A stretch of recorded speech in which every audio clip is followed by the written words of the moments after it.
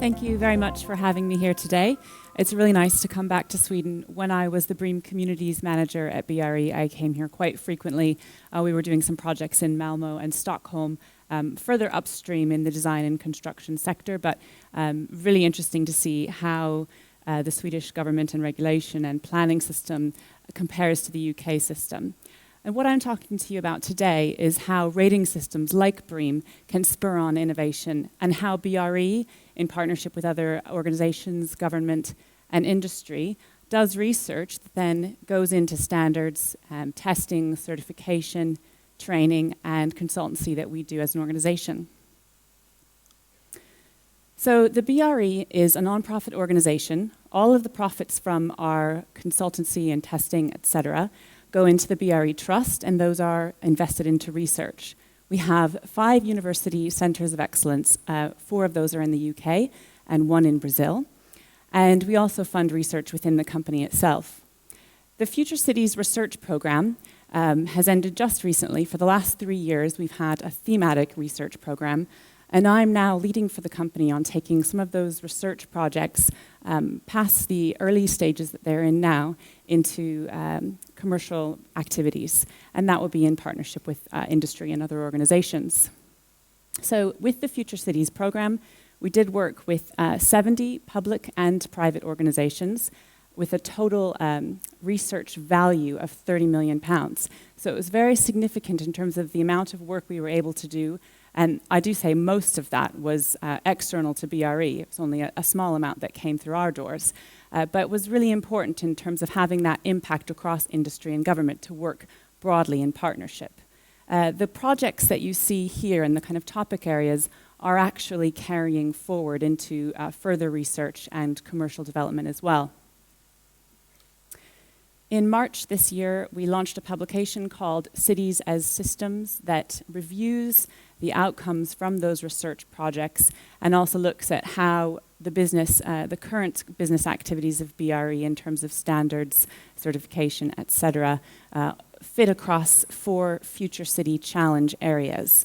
And so you see that we are looking at cities and city challenges in a very holistic way from the perspective of how people live in cities, livability, affordability, equality, health, those types of issues, as well as built environment impacts in terms of resilience and climate change, etc.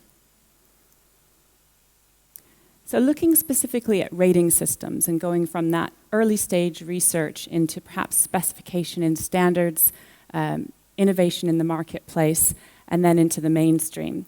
BREEAM has been influential in making a number of those new products or design measures really enter into the mainstream of the construction sector.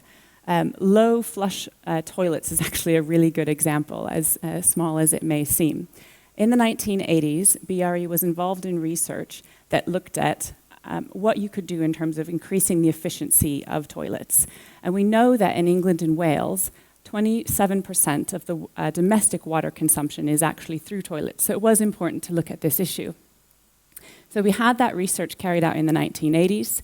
In our first BREEAM New Homes standard, we put in a credit that was available as a choice for developers to install water-efficient toilets. And then a few years later, a UK market product came online that met that requirement. A few years after that, there was an independent certification of that product.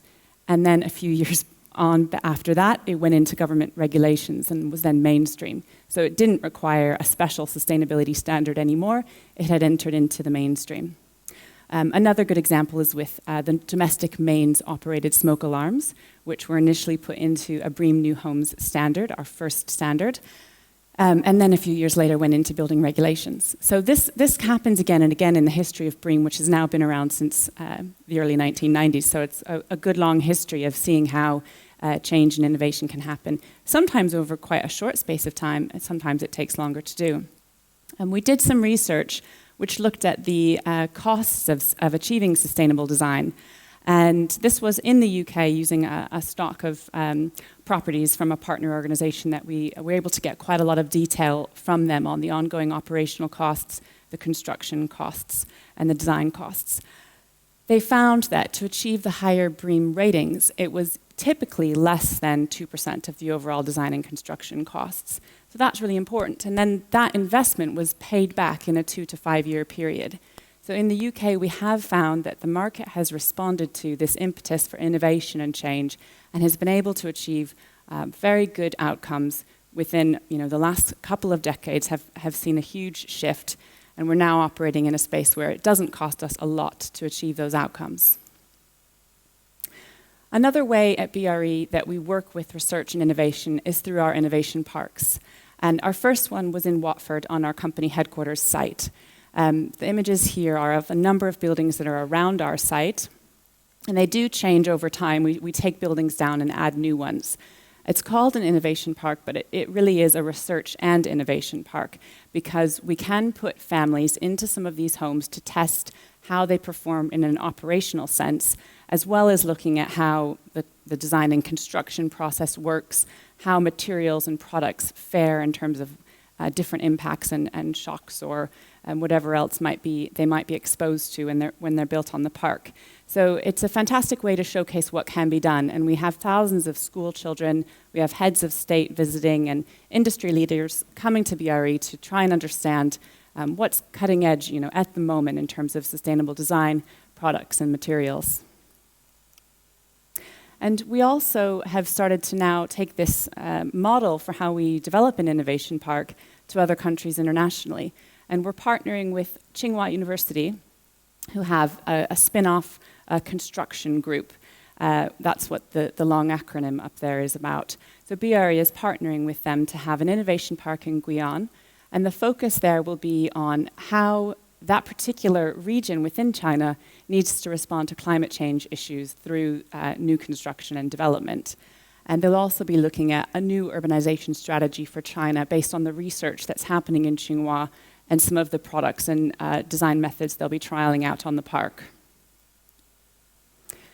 We also have an example in Brazil, which is in early stages, where we're partnering with a Brazilian ministry and a construction industry group and our University Center of Excellence to develop an innovation park in Brasilia.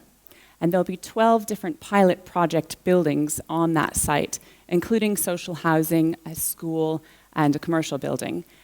And what we're doing there is using some of BRE's methods and tools for energy modeling or looking at how you can reduce waste in the construction process and trying to understand how those apply to a completely different market and construction sector, the challenges that they have, how those tools might need to be adapted to fit locally.